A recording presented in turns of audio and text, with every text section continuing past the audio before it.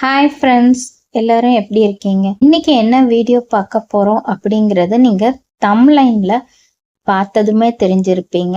ஆமாங்க, கோயம்புத்தூர்ல இருக்க கீரநத்தம் சாய்பாபா கோயில்ல நடந்த ராமநவமி ஃபங்க்ஷன் பார்ட் 2 நம்ம இந்த வீடியோல பார்க்க போறோம்.